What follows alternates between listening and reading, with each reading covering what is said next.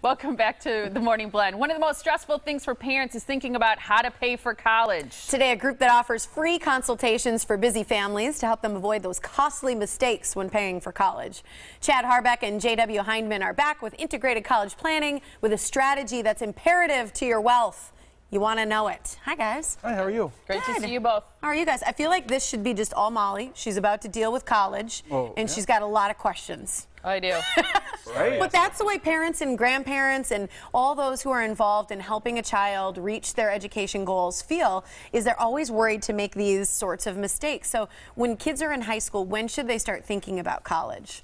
I think, sorry to jump in on this one, but I think right away. I think that one of the things that we're seeing is that there's a lot of mistakes that are made early that they could, if they just came in earlier, freshman year, sophomore year, possibly even 8th graders, if they come in sooner, then we could tell the parents, okay, there's some things that you could do to reduce the amount that college could cost you. Is there any one tip you could say, like as an 8th or 9th grader, a parent could do that would help them in the long run? Well, the biggest thing right now is that you can fill out the FAFSA form in October. And now they're using 2-year-old tax information. So the whole planning aspect of it has moved up. Because what did it used to be? You used to file the forms in January. Gotcha. And we fought to get the tax information for that year, and it was always stressful trying to get the final tax information. Absolutely. So what are the most costly mistakes then that we're making when it comes to looking at paying for college?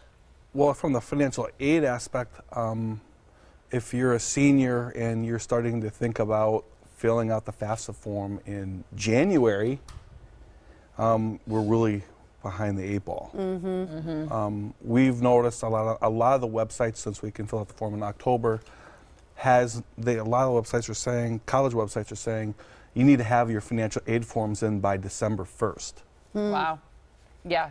So get to stuff early. That's really important. The more proactive you are, the more you will be rewarded by the colleges. Okay. Yeah, because people are missing those deadlines, missing out on that free money. What is your EFC, your expected family contribution? How do you figure that out for people? So your EFC is going to be calculated by utilizing the information about the parent's income and assets, the child income and assets, as well as the age of the eldest parent and how many family members are in the family.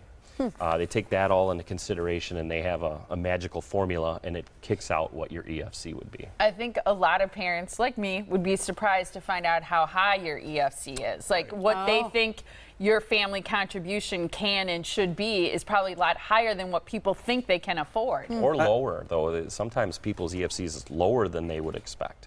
Because they filled it out correctly. Correct. And the other thing about it is that if you find out that you have a lower EFC, that opens the doors to so many other colleges that you had no idea that you could go to. So there's sometimes parents will go through this process not knowing that their child, who's a very gifted and talented child with a very high ACT score, could go to a school like a Vanderbilt, because initially when a family thinks about Vanderbilt or a college like that, Miami or Michigan University, those colleges are $60,000 a year schools. So parents are already thinking, oh, there's no way my child could go to that school, when in fact it might be cheaper than a state school. Yeah. I ended up, I've said this many times on the show, because of filling out so many of those forms and a lot of free money and scholarships, I was able to go to a private school for cheaper than a state school. 100%. It was hands down. And it changed my education. I think that's really what you guys do for people. When parents come to your free workshops, because you have these free workshops coming up, and we'll give you the dates, so get your calendars ready. What do they learn? What do they walk away with just from that time period with you guys? Really, to start thinking about what they need to know about the whole process and how it works before you actually are thrown into it. What do you guys do that parents can't do on their own? Where does your specialty lie? How do you help navigate the process for people? I think the thing is that since 2003, I started the company, and then I was lucky enough to have JW come help me. But everything that we have learned, we've learned the hard way. There's nothing that you can really read in books. So it's just we've learned, and we know the steps that you need to take in order to navigate the process successfully. Yeah. Truly have an expert Right. on your side. Here's where you can take part in those free college funding workshops. They're at 6:30. Hales Corners in New Berlin is January 24th and February 9th, again at 6:30. Kettle Moraine and Germantown are January 26th and February 7th at 6:30. Here's how you can register. Go to integratedcollegeplanning.com. There's also free virtual workshops. Here's a phone number to call for more information or to set up a private meeting as well. 262-574-2351. Your office is right in Pewaukee. Wait, we just said a different phone Right. number than what's there. Oh, that's 9242. 9242. sorry. It's okay. 9242. My bad. Okay, let's read it one more time. 262-574-9242 is that phone number. Sorry, guys. Thank you guys so much. Great to to see see you. you. Thank you.